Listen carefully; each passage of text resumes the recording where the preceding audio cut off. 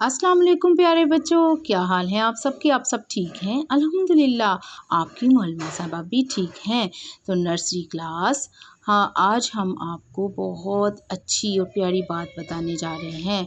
मेहमानों की इज़्ज़त करने वाले नबी हज़रत मोहम्मद सल्लल्लाहु अलैहि वसल्लम ने फरमाया, जो शख्स अल्लाह ताला और आखिरत पर ईमान रखता है उसे चाहिए कि मेहमानों की इज़्ज़त करे। तो जब भी आपके घर मेहमान आए तो हमें क्या करना चाहिए? सबसे पहले उनको सलाम करना चाहिए। और उन बच्चों, आइए अपने सबक का आगाज़ करते हैं। आज आपने पहली कॉपी पर की लिखाई का काम करना है। जमात का काम लिखेंगे। दिन सोमवार 29 मार्च। और आइए सबक का आगाज़ करते हैं। आपने पेंसिल ऐसे जो गहरा वाला नुक्ता आपको नज़र आ रहा है उसके ऊपर, बिल्कुल उसके ऊपर रखनी है और उन सारे नुक्तों को मिलाते जाना है। आखिर में उसके ऊपर एक डंडा बना देना है। क, ये बन जाएगा आपका क। बाज़ बच्चे यहाँ से शुरू करते हैं, उसके बाजू से शुरू करते हैं, लेकिन उसके बाजू से शुरू करना बिल्कुल गलत है। आपने यहाँ से शुरू करना है और बाद में उसका बाजू बनाना है क।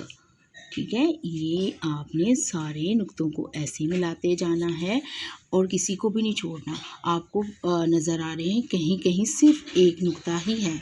आपने उस नुक्ते को नहीं छोड़ पकड़ना आपने, बल्कि ये जो दूसरी लाइन है यहाँ से शुरू करना है और ये नीचे यहाँ पर ऐसे ख़त्म कर देना और नुक्ते को फिर बाद में आपने मिलाना है।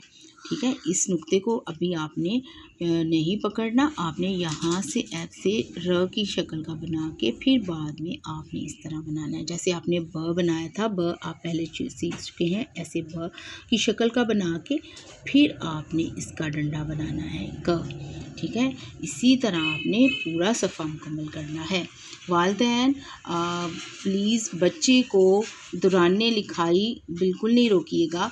जब बच्चा सारा लिख ले उसके बाद आप बच्चे को गलतियों की इस्लाह करवाएं।